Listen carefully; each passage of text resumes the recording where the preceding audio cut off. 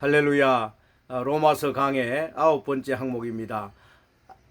믿음의 조상 아브라함이라는 제목으로 말씀을 전해드리겠습니다. 믿음이 무엇인가? 이것은 참 중요한 그런 질문이 되겠습니다. 믿음은 그 성경적 차원에서 바라는 것들의 실상이고 보지 못한 것들의 증거다, 이렇게 히브리서에서 또 말씀을 하고 있습니다. 또 믿음이 없이는 하나님을 기쁘시게 할 수가 없다, 이렇게 말을 하고 성경은 우리에게 가르치고 있습니다. 하나님을 믿을 것을, 또 믿음을 통해서 영생을 얻고 믿음의 결국은 영생을 얻는 것이다라고 로마서에서도 기록을 하고 있습니다. 그렇다라고 한다면 이 믿음은 어떻게 발생되고 또 어떻게 우리에게 공급되는가를 한번 살펴보도록 하겠습니다. 인간이 스스로 하나님을 찾아서 나오면 참 좋겠는데, 타락한 인간의 마음속에는 하나님의 은혜가 없으면 믿음이 발생하지가 않습니다. 그래서 복음을 전해보면 어떤 사람들은 쉽게 예수 그리스도의 구속의 그런 어떤 사건, 십자가, 부활, 그리고 창조자 하나님에 대한 삼위일체에 대한 이런 부분들을 증거를 하면 인간과 하나님의 관계를 회복하고 또 구원을 받고 영생을 얻는 사람이 있는 반면에, 복음을 전하면 거절을 하고 그것을 믿지 않는 사람들이 있습니다. 이런 것을 볼 때 그 믿음은 하나님의 은혜로 주어지는 선물이다, 이렇게 깨달아지는 것입니다. 아브라함이 이삭을 모리아산에서 바칠 때에 그 믿음은 어디에서 발생했을까요? 그것은 아브라함 스스로 믿음을 가진 것이 아니라 아브라함을 이렇게 통해서 믿음을 가질 수 있도록 하나님께서 여러 차례 아브라함에게 나타나셔서 말씀하시고, 또 아브라함을 통해서 믿을 수 있도록 하나님이 계시하시고 하나님의 실존을 보여주셨기 때문에 아브라함이 하나님을 믿을 수 있었고, 또 자기의 하나밖에 없는 독생자 아들 이삭을 하나님 앞에 바칠 수가 있었다, 이렇게 볼 수가 있습니다. 우리가 복음을 전파해 보면 쉽게 마음의 문을 여는 사람이 있고, 또 그것을 거절하고 영접하지 않은 사람이 있습니다. 이런 것을 볼 때 하나님이 구원하시기로 예정된 사람들, 또 하나님이 그 마음 안에서 믿음을 갖도록 성령으로 역사해 주시는 분들은 쉽게 마음의 문을 열고 복음을 받아들이는 것을 볼 수가 있겠고, 그렇지 않은 사람들은 복음을 거절하고 또 믿지 않는 것을 볼 수가 있습니다. 저도 믿음을 갖기까지 상당한 시간이 걸렸습니다. 중학교 2학년 때 예수를 믿었지만 교회를 그냥 다니는 것, 예배를 드리는 것, 이것도 하나님의 은혜로 되어진 것이겠죠. 그러나 적극적으로 하나님 앞에 나와서 기도하고 또 하나님 앞에 헌신하고 하나님을 찾고 하나님께 기도하면서 무엇인가 응답을 받고 또 하나님 앞에 서원을 하고 약속을 또 지키기 위해서 신학을 공부를 하고 복음을 전파하고 오늘날 이렇게 하나님을 따라서 말씀을 증거하는 증인의 삶을 살고, 이러한 믿음들이 어떻게 발생했는가라고 한번 되돌아보면은 신앙은, 또 믿음은 체험에서 만들어진다, 이렇게 간증을 할 수가 있습니다.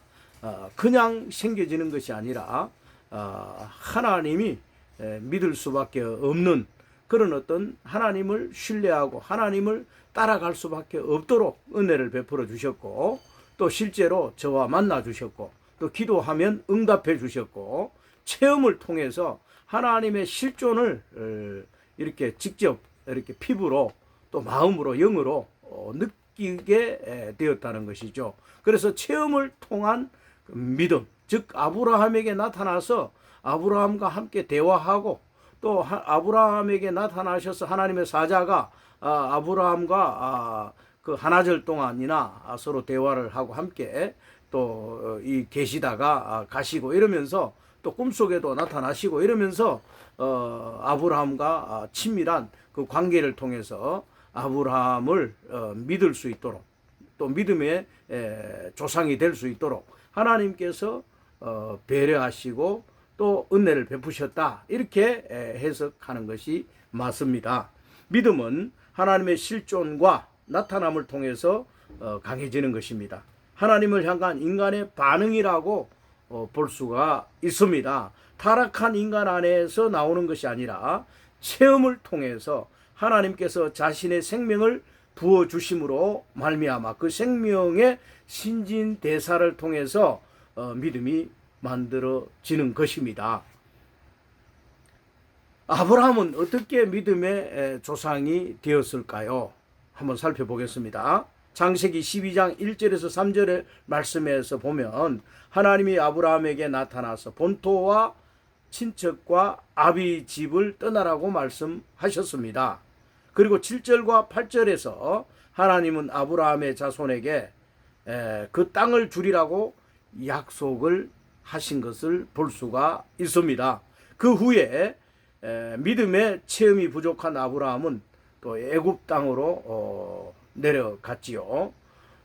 창세기 13장 14절부터 17절까지 해서 하나님은 네 번째로 나타나셔서 아브라함에게 눈을 들어 동서남북을 바라보라고 말씀하셨습니다. 창세기 15장 1절부터 7절에 있는 것은 하나님의 다섯 번째 나타나심입니다. 하나님을 만날 때마다 아브라함은 하나님을 체험했고 하나님 안에서 부요해지며 믿음의 사람으로 바뀌게 된 것입니다.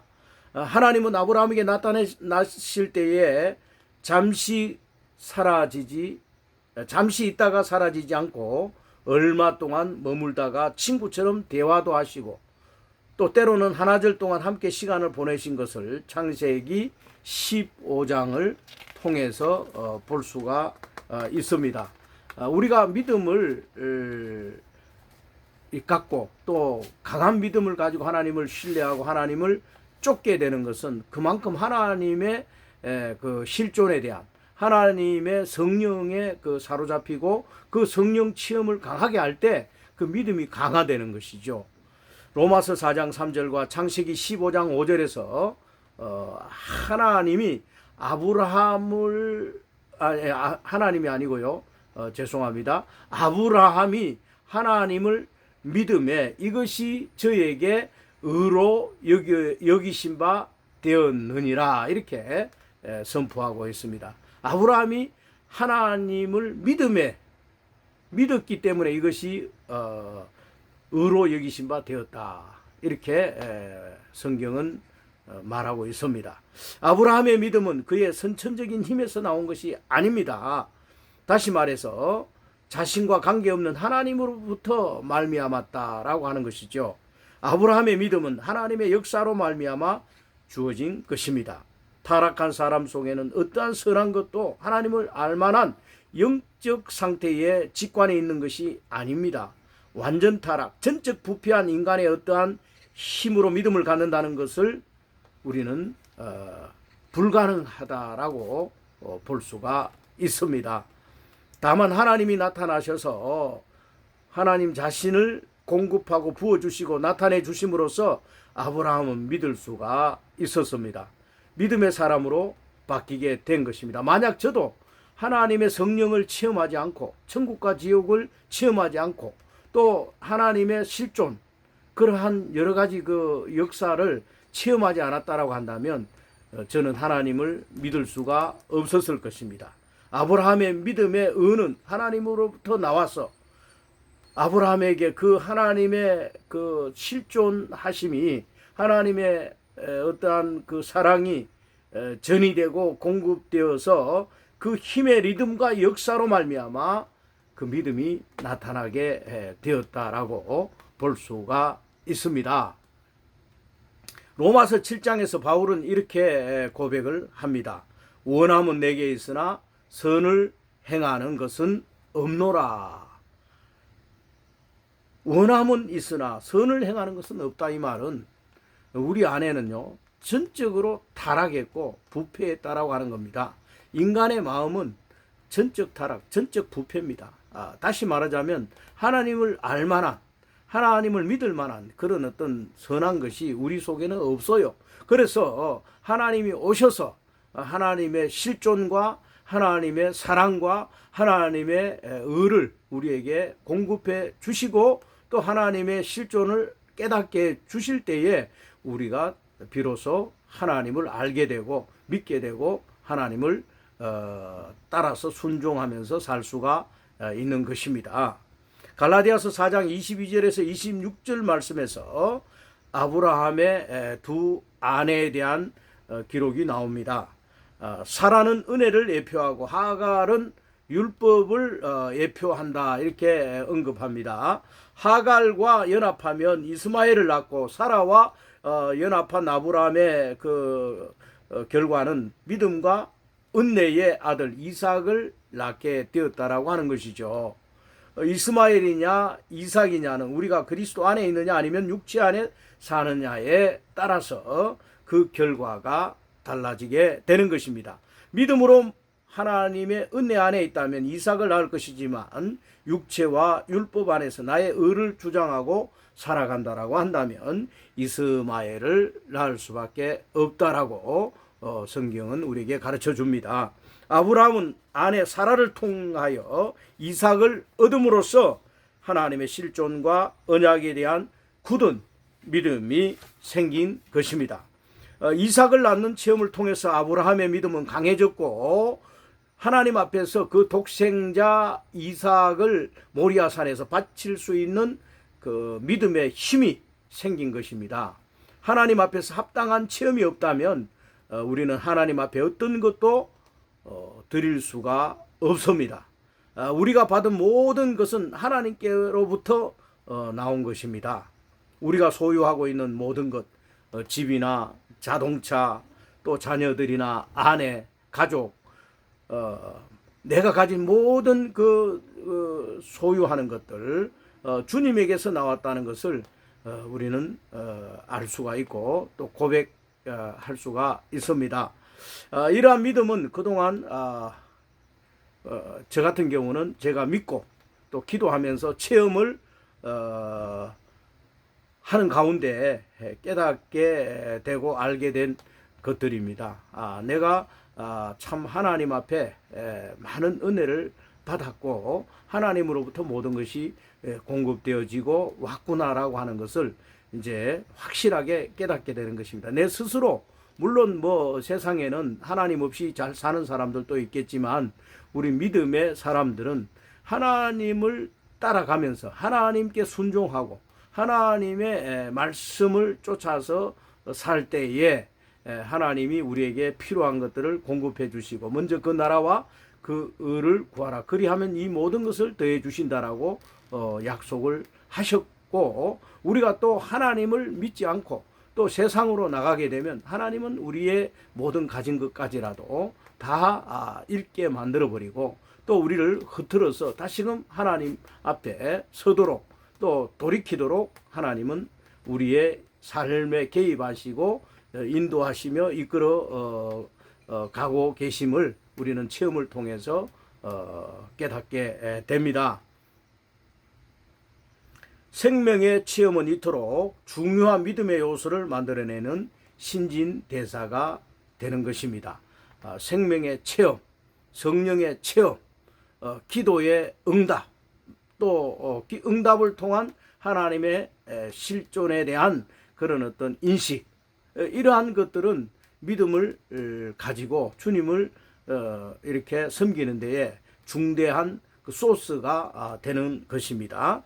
그리스도는 우리의 의이십니다. 그 의가 우리 안에 와서 믿음을 산출시키고 그 믿음이 우리의 의가 되게 하셨습니다. 그 믿음은 우리 안에서 하나님을 향하여 나타난 우리의 그 태도적 그 반응이다 이렇게 말할 수가 있습니다.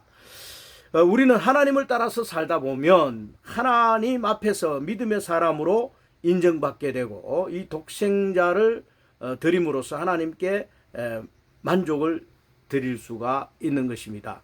독생자라고 하는 것은 하나밖에 없는 아들이죠. 아브라함에게 있어서 독생자는 이삭입니다.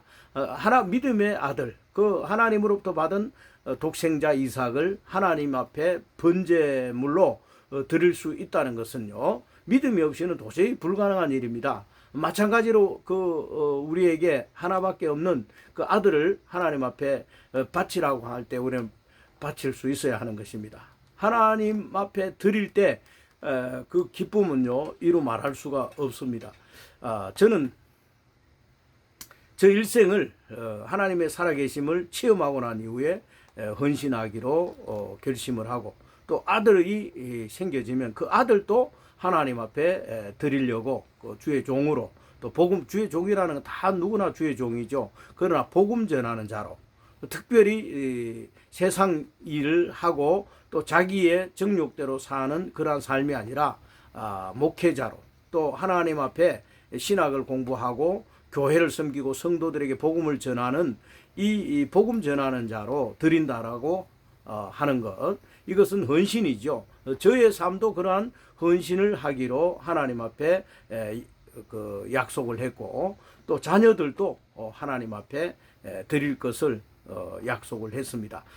그래서 그 큰아들은 저의 그 신앙 지도를 잘 받아서 하나님의 은혜로 말미암아 또 신학대학과 대학원을 졸업을 하고 군목 그 시험에 합격해서 군종 목사가 되었습니다. 그래서 지금 특전사 군목으로 소령으로 근무를 하는 중에 있습니다.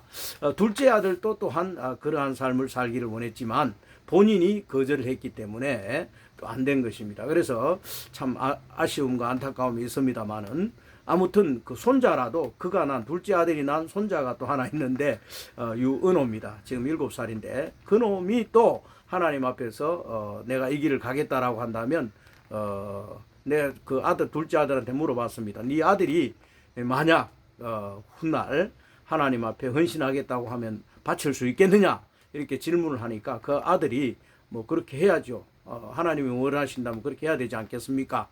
저에게 빈말이라도 그런 말을 저에게 한 것을 저는 기억을 하고 있습니다.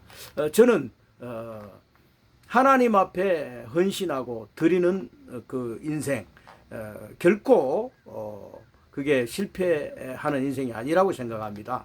아브라함은 하나님을 쫓았기 때문에 믿음의 조상이 되었고 거부가 되었습니다. 저도 하나님을 쫓았고 믿음의 삶을 살았기 때문에 오늘의 저가 있다라고 이렇게 간증할 수가 있습니다. 오늘의 저가 있다라고 하는 것은 나의 어떤 건강한 삶, 나의 어떤 정상적인 그러한 인격의 소유로서 이렇게 살아갈 수 있다라고 하는 것, 이것은 다 하나님의 은혜가 아닐 수가 없죠. 그래서 하나님이 나를 나되게 한 것, 이것은 하나님 앞에 헌신으로 말미암아 이루어졌다, 이렇게 간증할 수가 있는 것입니다. 여러분의 삶 또한 여러분의 가진 것 하나님 앞에 내어놓고 헌신할 때 하나님은 기뻐하시고 여러분의 삶을 주관하시며 또 많은 것으로 대갚아 주실 줄로 믿습니다. 하나님은 아브라함에게 나타나셔서 나와 함께 떠나자고 말했습니다. 갈 바를 알지 못하고 아브라함은 하나님의 음성을 듣고 믿음으로 떠났습니다. 하나님은 아브라함을 인도에 가시면서 끊임없이 훈련하셨습니다. 그리고 믿음의 후손인 이삭을 주셨습니다. 그리고 늦게 얻은 이삭을 바치라고 또 요구하셨습니다. 아브라함은 독생자 이삭을 모리아산에 제단 위에 바쳤습니다. 하나님의 만족을 위해서, 하나님의 기쁨을 드리기 위해서 그는 순종하였습니다. 아브라함은 하나님이 없는 것을 있는 것처럼 부르시고 죽은 자에게 생명을 주시는 자임을 믿었다라고 창세기 15장에서 17장 그 두 장을 읽어보면 이러한 내용들을 잘 기록해 놓고 있습니다. 히브리서 11장 17절에서 19절에 보면 이삭은 부활했다라고 말합니다. 아브라함은 시험을 받을 때에 믿음으로 이삭을 드렸으니 저는 약속을 받은 자로 돼 그 독생자를 드렸느니라. 저에게 이미 말씀하시기를 네 자손이라 칭할 자는 이삭으로 말미암으리라 하셨으니 저가 하나님이 능히 죽은 자 가운데서 다시 살리실 줄로 생각한지라. 비유컨대 죽은 자 가운데서 도로 받은 것이니라 그랬습니다. 이삭을 바칠 때 그는 다시 살려줄 것을 믿고 바쳤습니다. 그러나 하나님은 이삭 대신 희생의 양을 준비해서 양을 바쳐라고 하고 이삭은 이렇게 죽이지 못하도록 하나님께서 이렇게 받은 걸로 여기시고 이렇게 이삭을 죽이지 못하게 했죠. 그것을 이렇게 히브리서에서는 다시 살아나 죽은 자를 다시 살게 했다라고 이렇게 표현을 하고 있습니다. 죽은 자 가운데서 도로 받은 것이니라. 부활이 아니고 무엇이겠습니까? 죽은 것으로 여겼다는 것입니다. 아브라함의 믿음을 보시고 이삭을 죽이지 못하도록 살리신 것입니다. 아브라함은 이삭을 죽은 자 가운데서 다시 선물로 받게 된 것입니다. 이 체험은 아브라함에게 일생의 가장 큰 체험이 되었을 것입니다. 참으로 아브라함이 이 아들 이삭을 바쳤듯이 우리는 끊임없이 하나님의 요구와 만족을 위해 무엇인가를 바칠 수 있는, 자기 가장 귀한 것이라도 하나님 앞에 드릴 수 있는, 이것이 바로 믿음 아니겠습니까? 바침을 통해서 하나님은 우리를 축복해 주시는 것을 알아야 합니다. 저는 아들을 이렇게 바쳤지만 이 바쳤다라고 하는 것은 그 복음 전하는 자로 이렇게 내어드렸습니다. 그 아들이 저에게 뭐 이렇게 부모를 모시고 부모를 또 이렇게 노후를 보살피고 뭐 이런 어떤 차원에서 생각한다라고 한다면 바칠 수가 없겠죠. 그러나 그런 것을 하나님께서 다 해 주실 것을 믿고 저는 아들을 과감하게 기쁨으로 하나님의 복음 전파자로, 목회자로 드렸습니다. 하나님은 거기에 대한 보상을 다 해 주신 것입니다. 그래서 저는 너무나 감사한 삶을 살고 있습니다. 사랑하는 여러분, 믿음은 바라는 것들의 실상이고 보지 못한 것들의 증거입니다. 그리고 믿음은 무엇이냐? 하나님이 우리를 부르실 때, 하나님이 우리에게 요청하실 때 내가 거기에 대한 합당한 응답을, 내 어떤 태도를 하나님 앞에 분명히 하는 것입니다. 순종하는 것입니다. 이것이 믿음인 것입니다. 아브라함에게 이삭을 바쳐라고 했을 때 하나님 나 못합니다. 어떻게 하나님은 그 아들을 바쳐라고 합니까? 하나님은 식성이 뭐 사람 잡아먹는 그런 하나님입니까? 무슨 그런 어떤 식인종도 아니고 우리 아들을 바쳐라고 하십니까? 나는 그렇게 할 수 없어요. 뭐 이렇게 만약 아브라함이 나왔다라고 한다면 아브라함은 믿음의 조상이 되지 못했을 것입니다. 그는 기쁨으로 하나님이 주셨으니 또 하나님이 원하시면 드리겠습니다. 내가 또 아들을 드릴 때 하나님 또 나에게 더 귀한 아들을 주실 줄로 믿습니다. 이것이 바로 믿음인 것이죠. 아브라함이 하나님과 접촉하여 이삭을 낳고 또한 이삭을 바쳤지만 다시 부활한 아들로 선물을 받은 것처럼 우리도 아브라함의 체험과 믿음이 필요합니다. 그것은 생명나무이신 그리스도를 먹고 마시며 늘 접촉하고 사는 길만이 믿음 안에 머무는 길입니다. 생명나무이신 그리스도를 떠나서는 어떠한 의도 있을 수가 없고 믿음도 발생하지가 않습니다.